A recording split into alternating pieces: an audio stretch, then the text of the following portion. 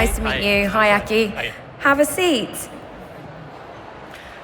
So with our last guest, we did touch at the very end on a bit of a local perspective, how Finland's economy is doing right now. Alex said he thinks we might be moving into a bit more of a growth phase now. Just give us the background, Aki.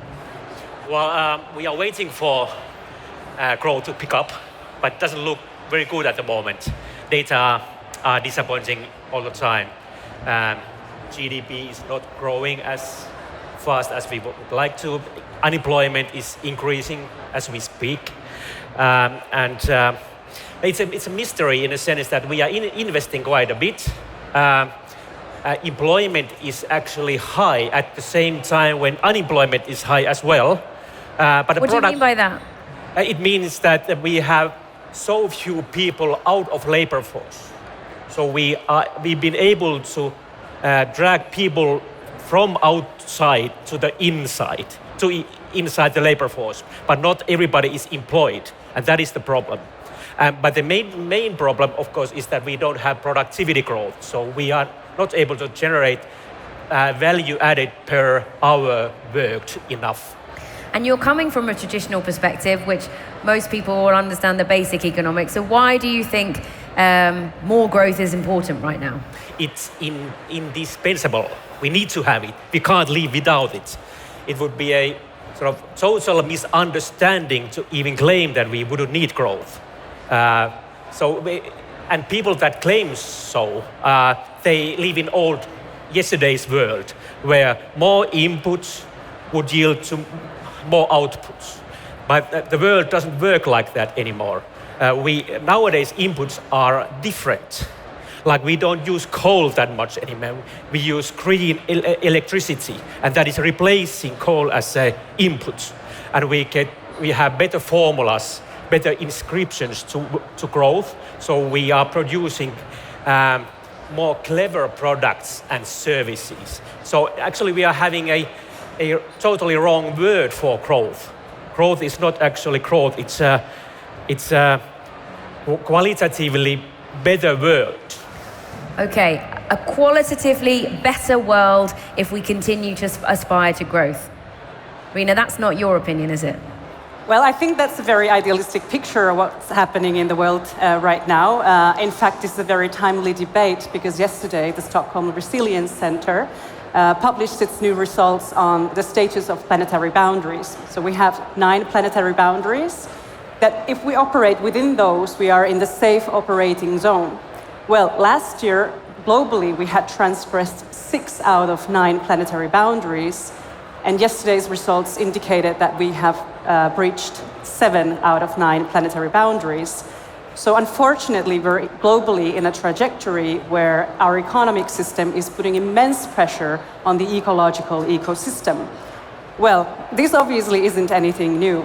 I bet most of you have heard of the Limits to Grow report that came out almost 50 years ago. So the basic understanding here is that economic growth is tied to energy use and material use.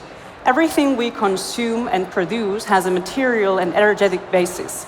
Even if we have green energy, it is constituted of something, some sort of materials, minerals, rare earth minerals. Whatever we eat, how we transport ourselves is based on some sort of material basis.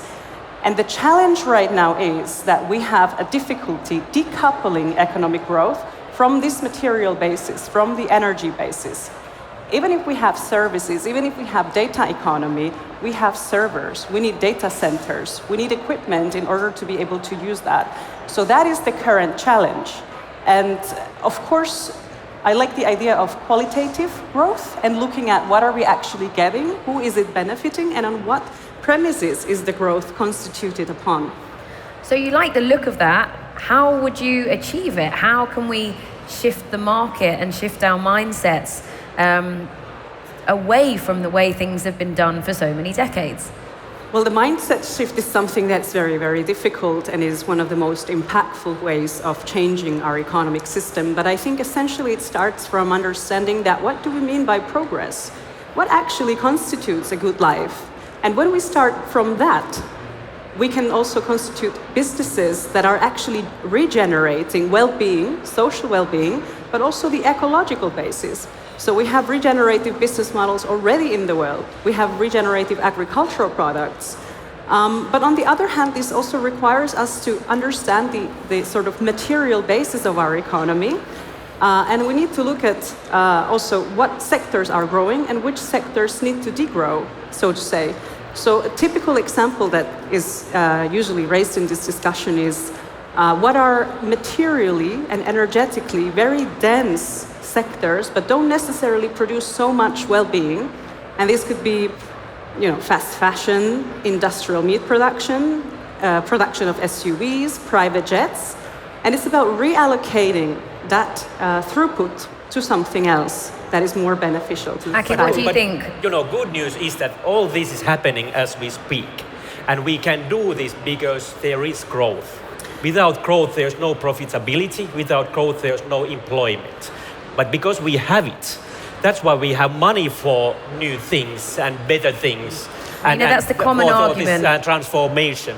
So we can't get rid of growth. We just need to keep on doing what we are doing as the transformation is picking up. We are leaning the S-curve. Let Riina share her point here. I'll give you a practical example what it means to decouple the economic growth from material basis. So let's take the example of Finland. Based on 2019 data, we would need to have 70% less of material consumption while the productivity of each material ton increases by 6.6 times. So I'm not saying it's impossible to decouple this, but it is extremely difficult, and we need to think of descaling some of those unusual and unsustainable practices that we have currently. And we can do that also. How do you bridge that tradition, though? Because how do you bridge that transition, Because, Aki said, the growth, the market, the jobs, and if a lot of these industries close down or shrink, then there's a social impact of potentially more people unemployed, more people needing to find new employment. Yeah, that's absolutely a very crucial, important question. And actually, funnily enough, we got the numbers of Finnish unemployment on Monday. And while we are trying to reach growth politics, or growth, we're actually having the record number of unemployment, which is comparable to the recession or economic depression of the 1990s. So the degrowth is about just and equitable descaling and controlled descaling. So it opposes to a recession or economic depression in the sense that we need to have collaboration with different types of industries, with different levels of governance to reallocate labor force from those sectors that are ecologically very harmful to something that's more beneficial. So let's say renewable energy, public infrastructure, that sort of stuff. So actually what you are calling for is faster growth, faster transformation. So I agree, this is what we need, but how we speed up transition?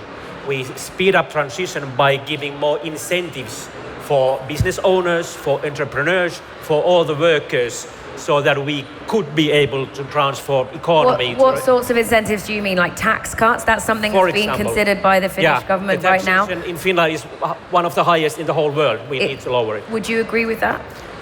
Well, I don't think it's my personal opinion. It's the empirical numbers that we have currently stating that actually inequality is widening while we use more material basis or material resources, and we have the record high of unemployment. So if we look at qualitatively what is happening, and if this could lead to a transition, I think it's very fair. But on top of that, we need regulation, we need reallocation, we need coordination, and transformation plans. I can imagine there's a lot of business leaders sitting here thinking, well, I kind of can see your perspective, but if just my business makes a change without the collaboration, without a big societal and market shift, what difference is it going to make? Are there concrete things that individual businesses and business owners can be doing in a silo before sort of transformational change catches up, if it does? Yeah, we know that, business leaders who are actually already enacting regenerative business models, it's hard to operate in a very competitive landscape if you don't have an ecosystem that sort of supports you. So obviously we need business ecosystems that can grow within the planetary boundaries and that we have innovation that is actually scalable. And the challenge is that if our regulatory sort of framework isn't supporting that, then obviously these businesses that are, examples of what business in the 2030s would look like need some sort of institutional support as well. Well, yeah, we need more information. We need more collaboration. We need these type of events where we meet people from different companies, from different industries. This is what we need. We are living here up north in the corner of the world.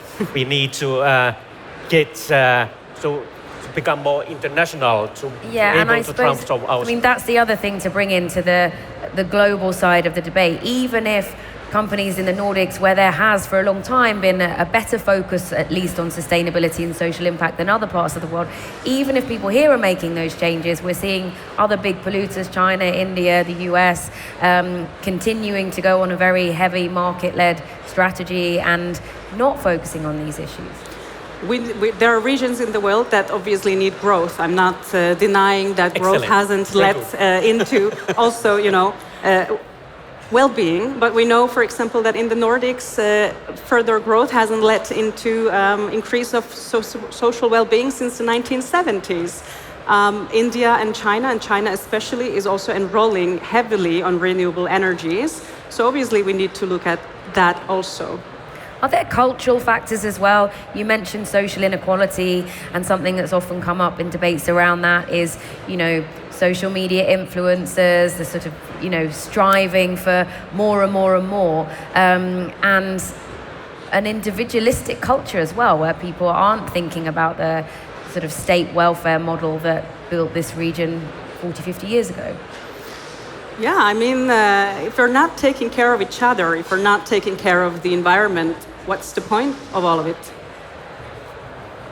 How would you react to that? Well, there are cultural differences, of course. Some cultures are more, they work more than others. In Finland, we are very careful about equality and inequality issues. And that, of course, affects our policies and economic policy as a whole. We try to keep everybody on board, and that is a good thing.